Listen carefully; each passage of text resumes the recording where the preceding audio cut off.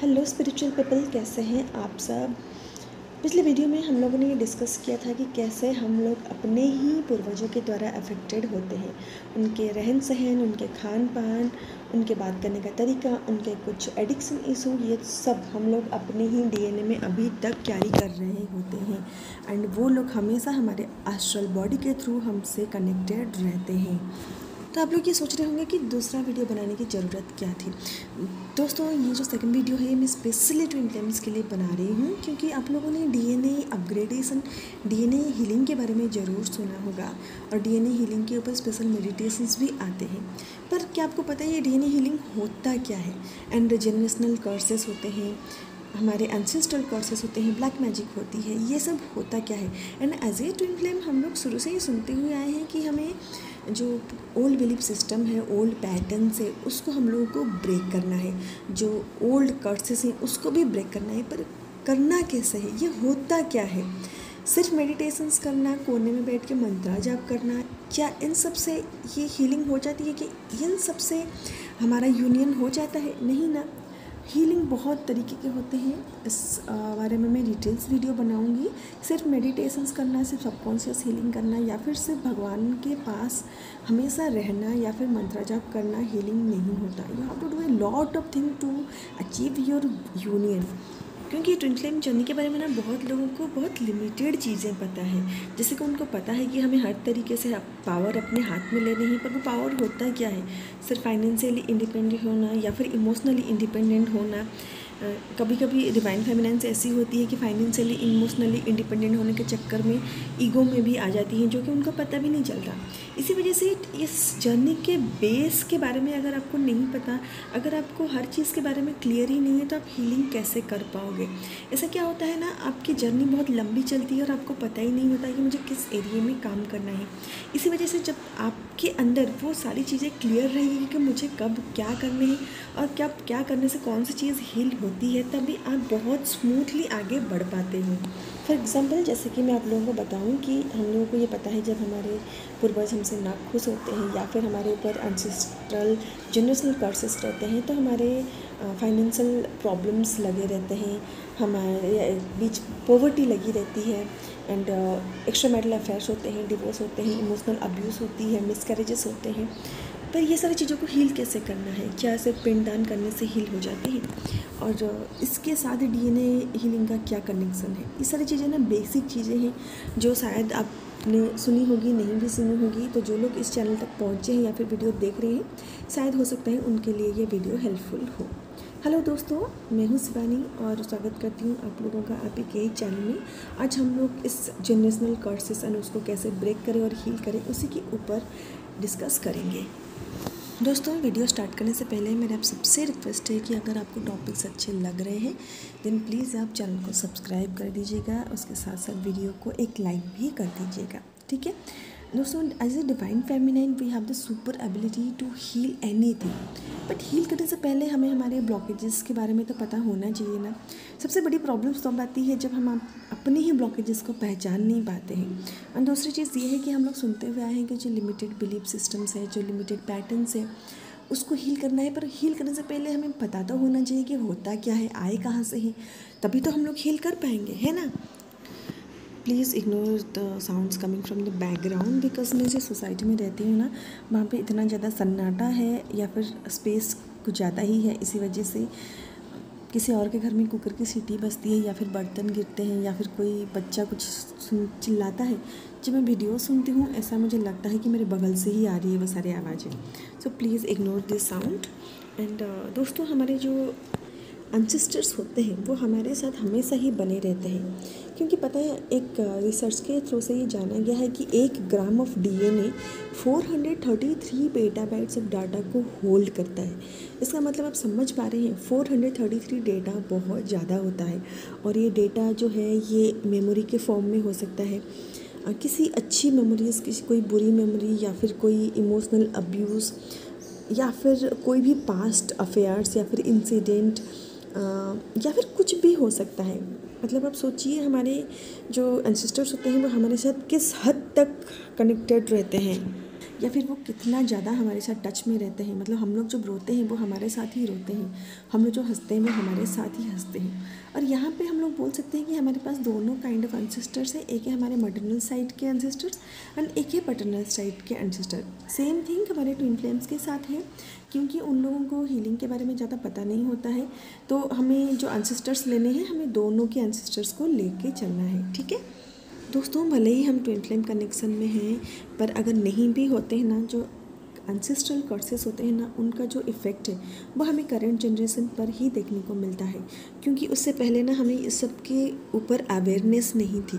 जैसे कि लोग बोलते हैं ना कि अगर कोई इंसान ऐसा है तो उसके ब्लड में ये चीज़ है, उसके जीन में ये चीज़ है। इसका मतलब वो कहीं ना कहीं अपने एंसेस्टर से ही वो चीज़ पीढ़ी दर पीढ़ी ट्रांसफ़र होते होते उनके ब्लड तक आया है। इसी वजह से लोग बोलते हैं ना इनके खून में ही ये चीज़ है। मैं फॉर एग्जांपल बता रही हूँ, जैसे कि जनरेशनल कर्सेस होते हैं ना, तो हमारे ऊपर उनका अफेक्ट जैसे हमारे पर्सनल ग्रोथ रुक जाती है, हम लोगों को कोई ऐसा बीमारी हो जाती है जिसका रूट कॉज हम लोग को नहीं मिलता, या फिर हमें हेल्थ इशू लगे रहते हैं। इसके अलावा भी बहुत सारे पॉइंट्स ऐसे होते हैं, मैंने बस लिस्ट बनाया है, मैं यहाँ पे बोल रही हूँ, आप नोट डाउन कर लीजिएगा।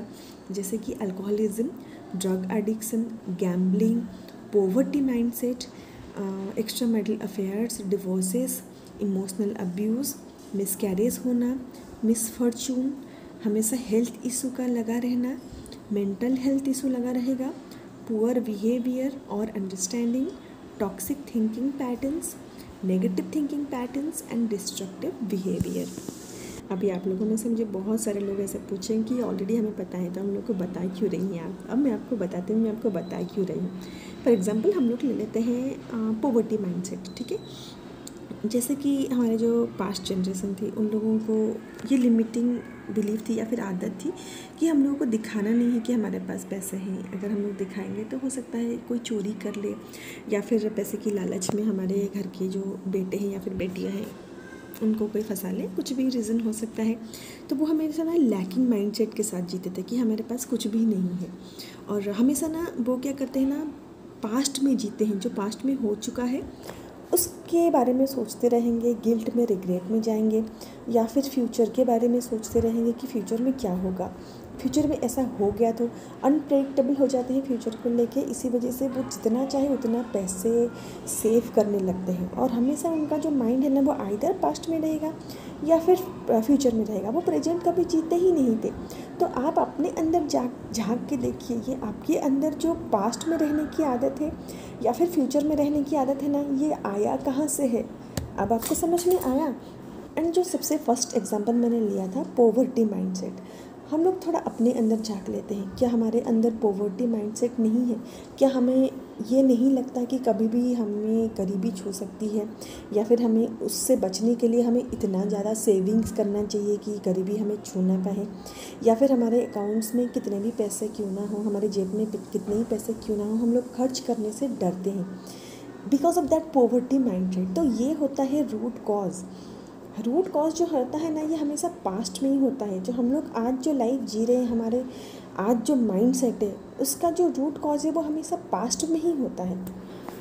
और एक दो पॉइंट्स में आप लोगों को यहाँ पे बता दूँ कि जो पीपल प्लीजिंग, ये हम लोगों ने सीखा कहाँ से है। पीपल प्लीजिंग कहीं ना कहीं हम लोगों ने अपने दादी नानी से ही सीखा है, या फिर हमारे आस पड़ोस से ही सीखा है ना।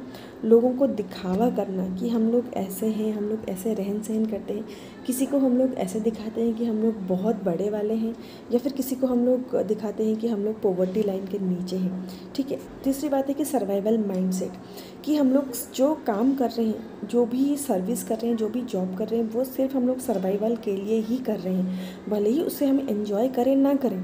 जैसे कि हम लोग का करेंट जॉब है, हम लोग उसको एंजॉय कर रहे हैं या नहीं कर रहे हैं उससे मैटर नहीं करता, क्योंकि वहाँ से हमें पैसे मिल रहे हैं। इसी वजह से हम लोग सर्वाइवल माइंडसेट से ही वो जॉब करते हैं।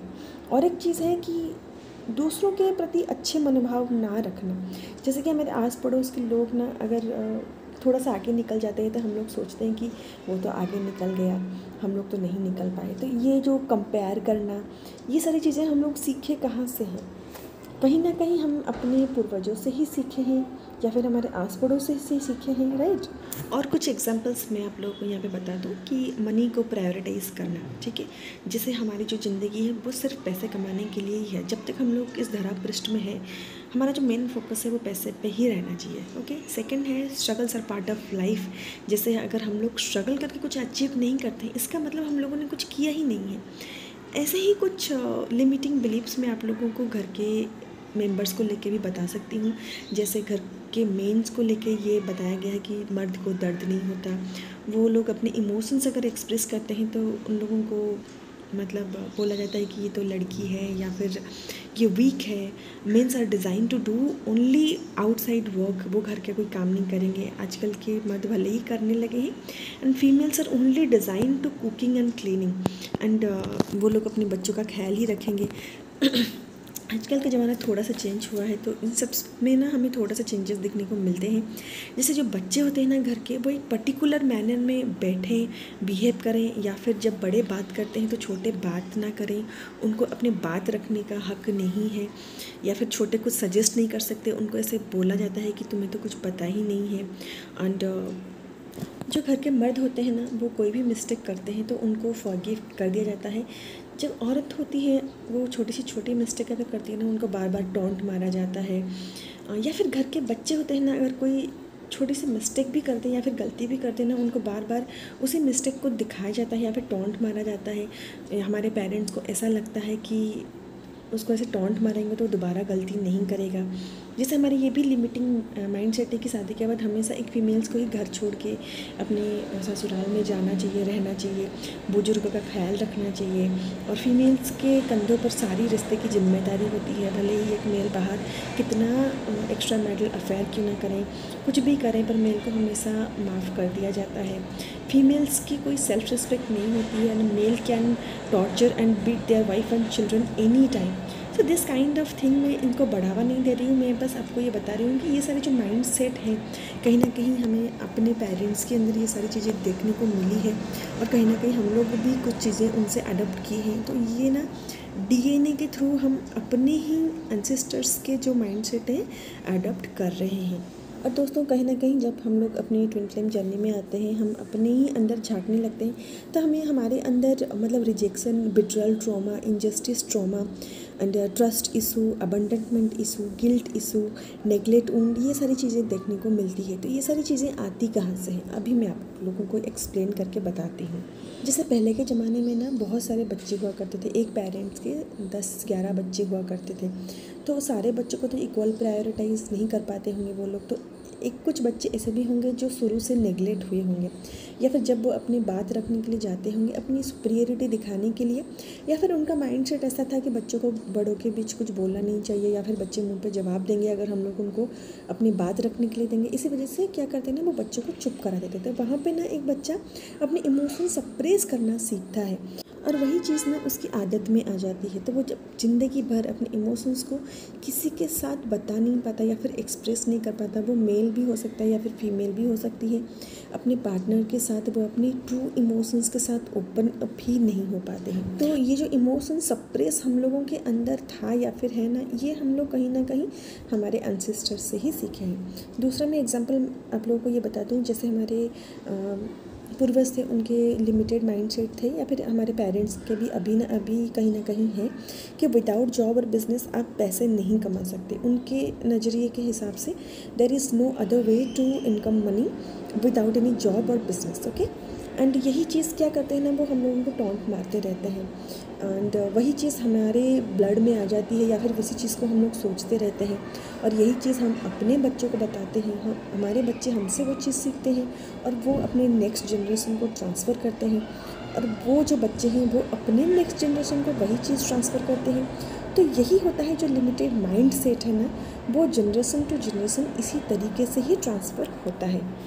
जैसे कि आप सबको पता है, पहले के ज़माने में फ़ीमेल्स को अपनी बात रखने की परमिशन नहीं थी। वो अपने इमोशंस को किसी को शो नहीं कर सकती थी। एंड जैसे आप सबको पता है कि घर के अंदर ही उस वक्त डोमेस्टिक वायलेंस बहुत ज़्यादा होता था।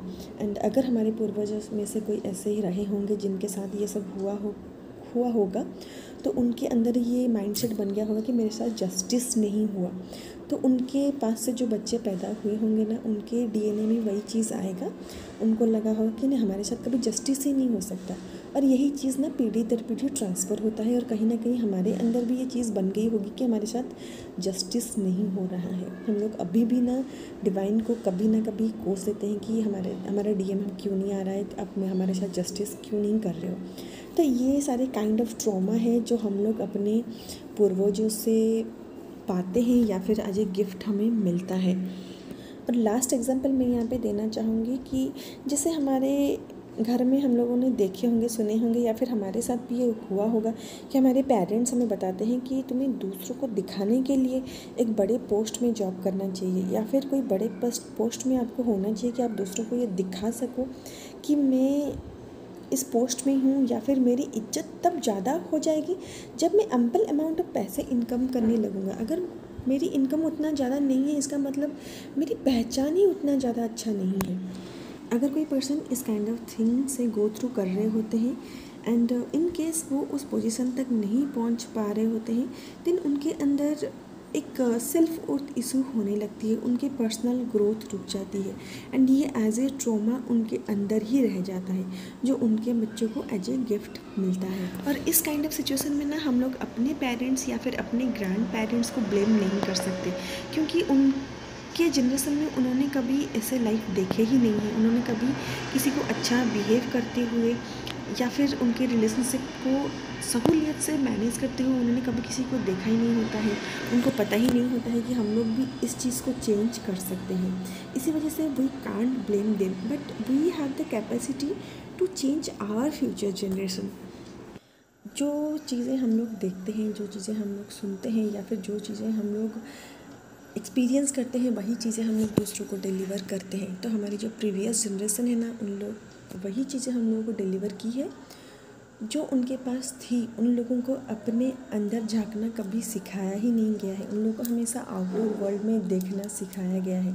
उन लोग को कभी सेल्फ लव सिखाया ही नहीं गया है। उन लोगों को ये बताया गया है कि आपको दूसरों के लिए सैक्रिफाइस करना है, अपनी खुशी के बारे में नहीं सोचना है, खुद को प्रायोरिटाइज़ करना ही नहीं है, हमेशा दूसरों की खुशी के बारे में सोचना है। और अगर हम लोग अपनी खुशी के बारे में सोचते हैं तो हम लोग सेल्फिश कहलाएंगे। अगर ये चीज़ कहीं ना कहीं हमारे अंदर है तो ये भी हमारे डीएनए में ही है, क्योंकि हम लोग कभी ना कभी अपने ट्विन के स्पाउस के बारे में सोच लेते हैं, ट्विन के फैमिली के बारे में सोच लेते हैं। ये चीज़ हम लोग इसी वजह से सोचते हैं क्योंकि हमारे डीएनए अभी तक अपग्रेड नहीं हुए हैं। और कहीं ना कहीं उस वक्त इतना ज़्यादा स्पिरिचुअल एक्टिविटीज़ नहीं था। स्पिरिचुअल एक्टिविटीज़ मतलब वो लोग सिर्फ पूजा पाठ को समझते थे।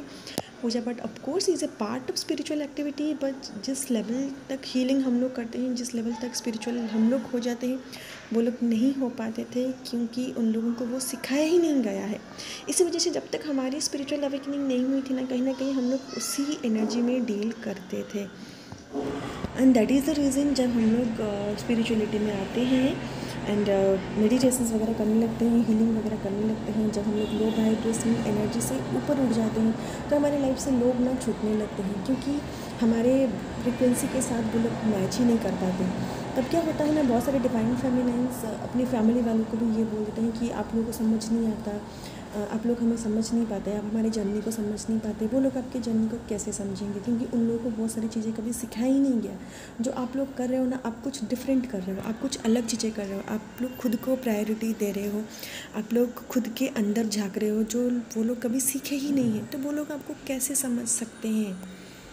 मैंने बहुत सारे फीमेल्स को भी ऐसे देखे हैं कि जो अपने अंदर के फ्रस्ट्रेशन, अपने अंदर की एंगर, अपने अंदर की जो कुछ भी पेन होता है ना, वो अपने बच्चे के ऊपर निकालते हैं, यानी कि बच्चे को भी पीटने लगते हैं। कहीं ना कहीं उनका जो इमोशनल अब्यूज़ है ना, वो बिहेवियर उनके बच्चे के ऊपर निकलता है।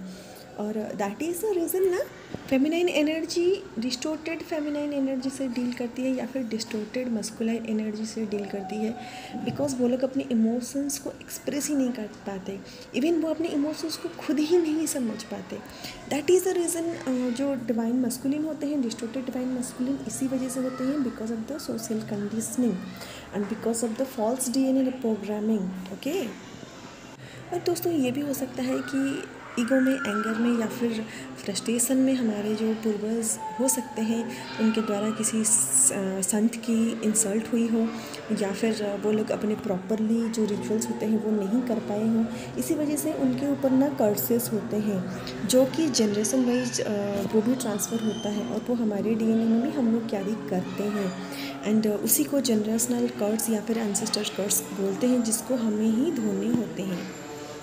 एंड जनरेशनल कर्सेस या फिर हमारे जो एंसेस्टर कर्सेस ये भी होते हैं, जैसे कि सपोज हमारे कोई भी ग्रैंड पेरेंट्स या उनके ग्रैंड पेरेंट्स मिस कैरेज से गो थ्रू कर रहे होंगे एंड उनके आसपास लोग उनको बातें सुना रहे होंगे कि तुम्हारे अंदर you have no capacity to carry a baby, and उनके आसपास उन्होंने देखा होगा कि अच्छी चीज़ें हो रही है और उन्हीं के साथ चीज़ें बुरी हो रही हैं, तो उनके अंदर ना एक नेगेटिव माइंडसेट बन गया होगा कि जो लोग उनको कर्ज कर रहे होंगे वो दोबारा उनको कर्ज करेंगे कि मैं कर्ज करती हूँ कि तुम्हारा फैमिली कभी खुश नहीं रहेगा या फिर तुम लोग कभी आगे नहीं बढ़ पाओगे। तो हम लोग को नहीं पता कि किनके अंदर कितना डिविनिटी होता है और किनकी बातें कब सच हो जाती है या फिर किनके कर्सेस कितने सच हो जाते हैं। तो ये भी चीज़ होती है एंड ये सारी चीज़ें ना तब तक चलती रहती है जब तक फैमिली का कोई एक पर्सन इन सबको हील करने की रिस्पॉन्सिबिलिटी ना ले लेता हो, क्योंकि जो भी डीपली रूटेड बिलीफ सिस्टम है ना, इनका हमें पता ही नहीं है कि ये स्टार्ट कहाँ से हुआ है। उनको चेंज करना इतना आसान नहीं होता है। अगर आप अभी तक ये वीडियो सुन रहे हो ना, इसका मतलब आप ही वो पर्सन हो जो अपने फैमिली लाइन के इतने सारे ट्रॉमास, नेगेटिव बिलीफ सिस्टम्स को हील कर सकते हो।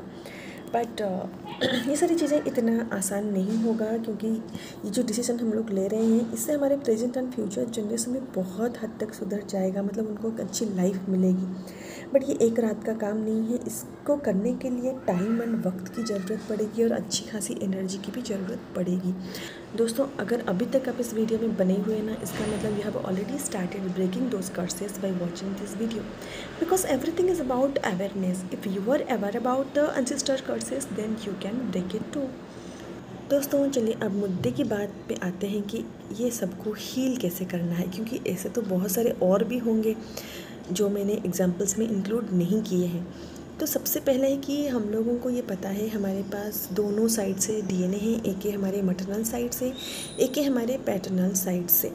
पहले हम लोगों को ये डिसाइड करना होगा कि we are here to heal those negative patterns and break those patterns. ठीक है, तो हम लोगों को पहले आइडेंटिफाई करना होगा कि ये जो पैटर्न्स है ये आए कहाँ से हैं। हमारे मम्मी के माइंडसेट ऐसे हैं, या फिर हमारे पापा के माइंडसेट ऐसे हैं, या फिर हमारे मटरनल साइड सब जो हमारे ग्रैंड पेरेंट्स हैं उनके माइंडसेट ऐसे हैं, या हमारे पैटर्नल साइड्स के जो ग्रैंड पेरेंट्स हैं उनके माइंडसेट ऐसे हैं। यहाँ पे हम लोगों को किसी को ब्लेम नहीं करना, हमें अपने ऊपर काम करने हैं। ठीक है, उसके बाद हम लोगों को नोट डाउन करने हैं सारे वो ओल्ड बिलीफ सिस्टम्स या पैटर्न्स जो हमें लगता है कि हमें अपने नेक्स्ट जनरेशन तक कैरी फॉरवर्ड नहीं करना। ठीक है, हम लोगों को ईच एंड एवरी पॉइंट को लिखना है पहले। उसके बाद हमें क्या करना है ना, अपने दिमाग से सारे बिलीफ सिस्टम्स को क्लीन करने हैं, यानी कि हटाने हैं। कैसे करेंगे? Subconscious reprogramming, healing, meditations, forgiveness, journaling, right and burn method. ठीक है, मैंने बहुत लोगों को देखा है वो लोग स्पिरिचुअल बाथ लेते हैं ताकि जनरेशनल कर्सेस चला जाए, स्पेल्स वगैरह करवाते हैं, हेक्सेस वगैरह करवाते हैं। पर दोस्तों, ये सारी चीज़ें ना हम अपने डीएनए में कैरी कर रहे हैं। अगर हम लोग अपनी बॉडी को रगड़ रगड़ के धोएंगे या फिर कोई स्पिरिचुअल बाथ लेंगे, हमारे डीएनए से ये सारी चीज़ें कैसे जाएंगी? यही होता है डीएनए हीलिंग। अगर आप अपने अंदर चेंजेस लाते हो, अपनी हीलिंग करते हो, क्योंकि अपने एंसेस्टर अपने ही साथ कनेक्टेड हैं, हमारे डीएनए के साथ कनेक्टेड हैं, उनको भी हीलिंग मिलती है। यही होती है ब्लड लाइन हीलिंग, यही होती है डीएनए हीलिंग। मेरे ये जो वीडियो बनाने का मकसद आप लोगों को यही समझाना था कि ब्लड लाइन हीलिंग कोई अलग चीज़ नहीं होती है, डीएनए हीलिंग कोई अलग चीज़ नहीं होती है। आप जब अपने ऊपर काम करते हो, अपने बिलीफ सिस्टम्स को हील करते हो, अपने लिमिटेड माइंड सेट को अनलिमिटेड पोटेंशियल के साथ रिप्लेस करते हो, हमारे डीएनए में चेंजेस आते हैं, हमारे डीएनए हील होती है। ठीक है, कोई भी स्पेल्स, ब्लैक मैजिक या फिर हेक्सेस कराने से हमारे एंसेस्टर्स हील नहीं होते हैं। पर सबसे बेस्ट मेथड हमारे ट्रेडिशनल रिचुअल्स है, पर उसको करने के लिए आपको अपनी कुंडली किसी पंडित जी को दिखा के करनी पड़ेगी, क्योंकि अगर 1 साल आप वो रिचुअल्स करते हो, हमारे जो एंसेस्टर्स है वो हर साल हमसे वो एक्सपेक्टेशंस रखते हैं। ठीक है दोस्तों, अब क्लीन कराने के बाद हमें अपने न्यू बिलीफ सिस्टम्स बनाने हैं एंड अपने ब्रेन को उससे फीड करवाने हैं। आपको पता है ये सब हम लोग कैसे करते हैं, ऑलरेडी हम लोगों को ट्रांसम्यूट करना है and new healthy belief systems के साथ उसको रिप्लेस करना है। और उसको यूज़ कैसे करेंगे, जब हम लोग डे टू डे लाइफ में यानी कि एवरीडे लाइफ में हम लोग उसको यूज़ करेंगे। दोस्तों आप लोगों को पता है हमारा जो ब्रेन होता है वो एज ए कंप्यूटर सिस्टम होता है। हम लोग आज तक वही डिलीवर करते हुए आए हैं जो हम लोग सीखते हुए आए हैं, देखते हुए आए हैं, या फिर हमें जो सिखाया गया है। अब आप ऐसा मान लीजिए कि आपका जो कंप्यूटर है यानी कि आपका जो ब्रेन है वो अपग्रेड हो गया है। जिसे माइक्रोसॉफ्ट 98 यूज़ कर रहे थे, अब अपग्रेडेशन वर्जन मतलब 2022 आ गया है, यानी कि 2024 आ गया है। I am so sorry for that. अब जब आप न्यू बिलीफ सिस्टम्स के साथ दूसरों के साथ अप्लाई करेंगे ना, डे टू डे लाइफ में अप्लाई करेंगे, दूसरों के साथ डील करेंगे, आप उसके साथ भी बहुत कम दिनों में हैबिचुएटेड हो जाएंगे। पर इससे आपको भी खुशी होगी, आपके एंसेस्टर्स भी इससे खुश होंगे एंड आपके जो आने वाला जनरेशन है वो भी हील्ड होगा। उनको ये सारे ट्रॉमास, पेन नहीं रहेंगे, क्योंकि आपने अपने तक ही उसको ख़त्म कर दिया है। उनको जो लाइफ मिलेगी ना वो न्यू लाइफ मिलेगी एंड आपके ट्विन फ्लेम्स भी वही चीज़ रिफ्लेक्ट बैक करेंगे, क्योंकि डियर आपके ट्विन फ्लेम भी आपके साथ ही हील होते हैं। आप दोनों का सबकॉन्शियस माइंड सेम होता है। 5D में आप लोग हमेशा रियूनाइटेड रहते हो, आप हमेशा स्पिरिचुअल यूनियन में रहते हो। इसी वजह से ये माया के चक्कर में पड़ना नहीं है, पर हम लोगों को जो यहाँ पे सिखाया गया है, जो बिलीफ सिस्टम्स बताया गया है, जो बिहेव करने का तरीका बताया गया है, ये सारी चीज़ों को हम लोग हील कर देंगे तो हमारे ट्विन फ्लेम भी ऑटोमेटिक हील हो जाएंगे। दोस्तों ये था मेरे वीडियो बनाने के पीछे का मकसद कि generational curses, generational trauma, ancestral trauma, ancestors healing होता क्या है और हम लोग कैसे उसको हील कर सकते हैं। हमेशा ये याद रखिए कि कोई भी चीज़ हमसे बाहर नहीं होती है। हम लोग जब अपने अंदर अपने ऊपर काम करने लगते हैं ना, हमसे जुड़े हमारे ब्लड लाइन्स, हमारे एंसेस्टर्स, हमारे ट्विन फ्लेम्स, हमारे बच्चे, हमारे दोस्त, हमारे आउटर वर्ल्ड, सब कुछ हील होने लगता है, सब कुछ बैलेंस होने लगता है। बस आपको ना अपने अंदर की जो पोटेंशियल है उसको पहचानने की ज़रूरत है। चलिए आज के लिए बस इतना ही। आपको अगर वीडियो अच्छा लगा हो, कुछ हेल्पफुल लगा हो, तो चैनल को सब्सक्राइब जरूर कर दीजिएगा एंड अपने दोस्तों के साथ शेयर जरूर कर लीजिएगा ताकि उनको भी इनफ नॉलेज मिले। Bye, take care and thank you so much for watching the full video. अगर कुछ छूट गया है तो मैं कमेंट सेक्शन में बता दूँगी। आप लोग भी वीडियो को लाइक करना मत भूलिएगा। बाय।